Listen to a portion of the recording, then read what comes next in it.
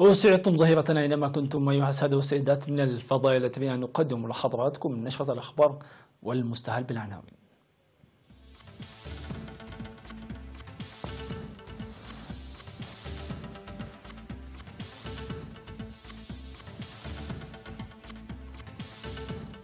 دعم المواطنين لأسر الشهداء له مضمون كبير. تنظيم برنامج دلال لذكرى شهداء مجزرة حرقيقو.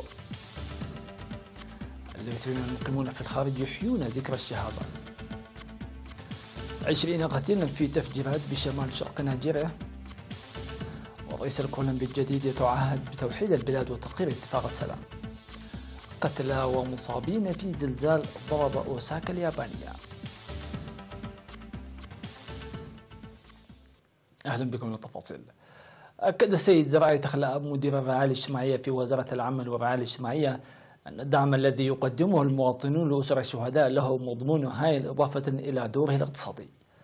وأشار السيد زرعي أن المواطنين في الداخل والخارج إضافة إلى المساعدات التي تمنحها الحكومة لأسر الشهداء يقومون على المستوى الفردي والأهل بتقديم دعم مالي وبناء وصيانة المساكن وتنظيم أنشطة النفيرية في مواسم الزراعة والحصاد، وهو ما يبرهن على إجلالهم لشهدائهم الأبطال.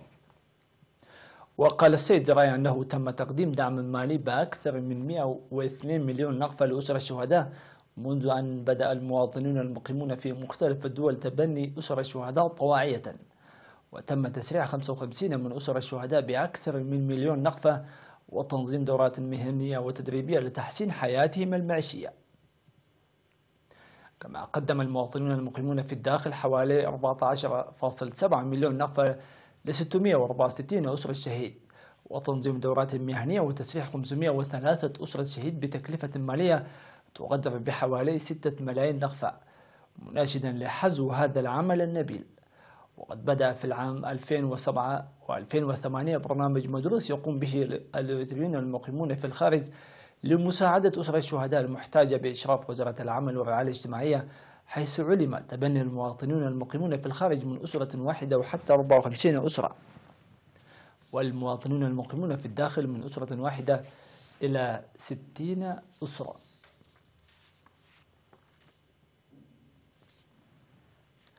نظم بمناسبة 20 من يونيو ذكرى يوم الشهداء برنامج لاستذكار 350 مواطن قتلهم نظام الدرق في عامي 1975 و 1976 بوحشية. وألقت المدير العام لقسم الثقافة والرياضة في إدارة إقليم شمال البحر الأحمر السيدة زينب عمر كلمة في البرنامج الذي نظم اليوم التاسع عشر من يونيو الجاري، وشارك فيه عدد كثير من المواطنين. وأوضحت فيها بأن الهدف من البرنامج هو استذكار المواطنين الأبرياء الذين قتلوا بطريقة بشعة قبل 42 عاما بفخر واعتزاز، وتنفيذ وصاياهم بعمل متفاني لبناء وطن مزدهر وتجديد العهد. بدوره قال ممثل أبناء حرقيقو السيد حسن سعد أن مجزرة حرقيقو التي راح ضحيتها المواطنون الأبرياء هي جزء من الجرائم البربرية التي كانت تنفذها الأنظمة الإثيوبية الاستعمارية على جموع الشعب الإريتري، إلا أن هذه الجرائم لم تزده إلا قوة ورصانة للوقوف إلى جانب ثورته ومساندتها. وشهد البرنامج الذي شارك فيه حاكم إقليم شمال البحر الأحمر العميد تخلى لبسو وضع أكاليل الزهور والتشجير بالإضافة إلى برامج فنية. وقال سكان حرقيقو أن المواطنين الذين هجروا نتيجة الجرائم البشعة التي نفذها العدو عادوا بعد التحرير إلى وطنهم ولا زالوا يساهمون في برامج التنمية والتصدي، موضحين ضرورة توريث روح الصمود إلى الأجيال المتعاقبة.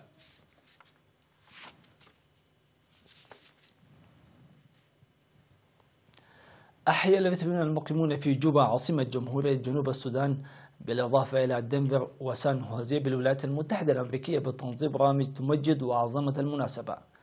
وفي المراسم التي شارك فيها أكثر من 2000 من المواطنين المقيمين في جوبا قدمت برامج فنية عكست المعجزات التي صنعها الشهداء وتنفيذ وصاياهم والبرامج المنتظمة بواسطة الشعب والحكومة الإريترية.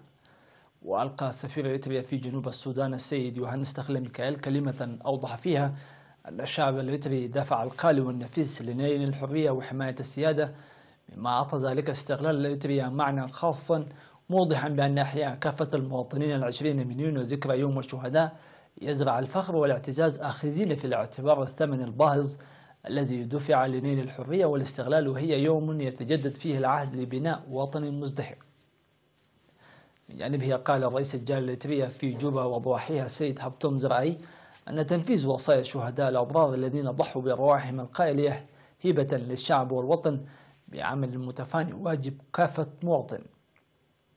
في غضون ذلك أحيا المواطنين المقيمون في دنفر بولاية كولورادو الأمريكية 20 من يونيو يوم ذكرى الشهداء باعتزاز، وقدموا برامج تعرف أبنائهم بمعنى التضحيات المقدمة، وكذلك نظموا مسيرة للشموع.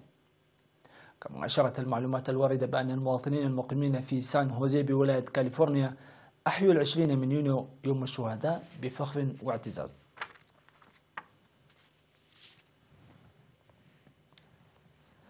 نظمت بمناسبة 20 من يونيو ذكرى يوم الشهداء أنشطة مختلفة ومتنوعة تمثلت في التشجير والتنظيف ورعاية الأشجار المغروسة مسبقا، بالإضافة إلى البرامج الثقافية والفنية المختلفة.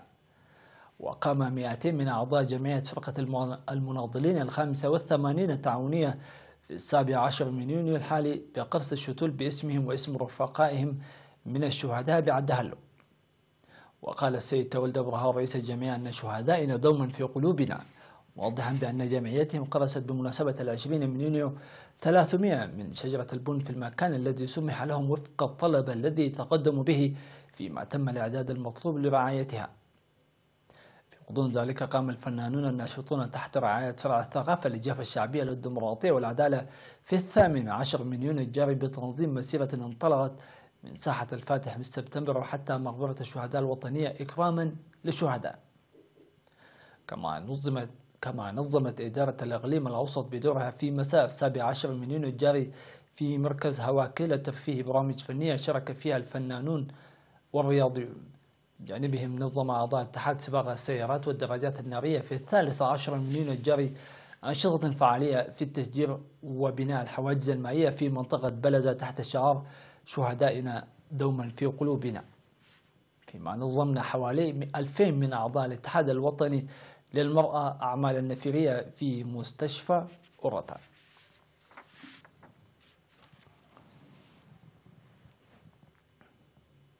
بعد فاصل قصير نوافيكم بالأنباء العالمية، فتفضلوا بالبقاء معنا.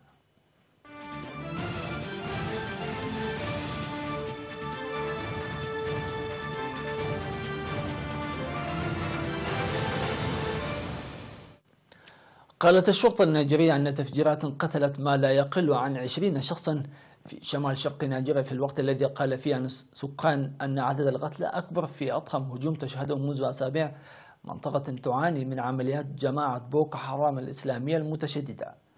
وقالت الشرطة أن 20 شخصا قتلوا كما أصيب 48 آخرون. ووقعت التفجيرات في منطقة دامباوا في جنوب ولاية بورنو، وتحدث شهود عن هجوم صاروخ واحد على الأقل. ووقع آخر هجوم كبير في شمال شرق البلاد في أوائل مايو، حيث قتل 20 على الأقل في ولاية آداموا المنتخبة لولاية بورنو.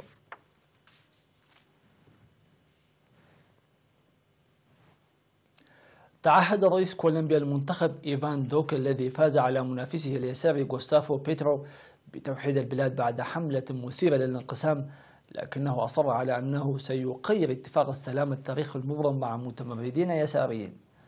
ومن المرجح أن يطمئن فوز المستثمرين في رابع أكبر اقتصاد في أمريكا اللاتينية بعد أن أقلقهم تعهد المرشح اليساري بتغيير النموذج الاقتصادي للبلاد.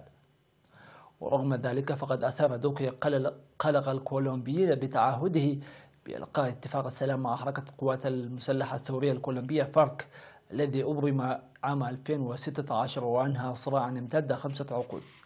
وتعهد دوكي قبل أول انتخابات تجري منذ إبرام الاتفاق بفرض عقوبات أشد على جماعة حركة فارك فيما يتعلق بجرائم الحرب المرتكبة.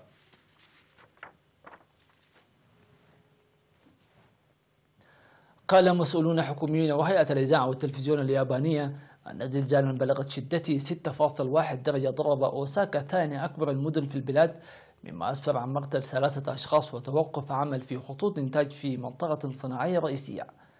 ولم يصدر تحذير من وقوع موجات مد عاتية تسونامي. وقال رئيس الوزراء شينزو أبي أن السلطات تقيم الأضرار وأن أولويتها هي سلامة السكان. وقالت هيئة الإذاعة والتلفزيون اليابانية أن 234 شخصا على الأقل أصيبوا. وقالت وكالة الأرصاد الجوية اليابانية أن مركز الزلزال يقع إلى الشمال مباشرة من مدينة أوساكا بعمق 13 كيلومتر. وقالت الوكالة أيضا أن الزلزال بلغت شدته 6.1 درجة.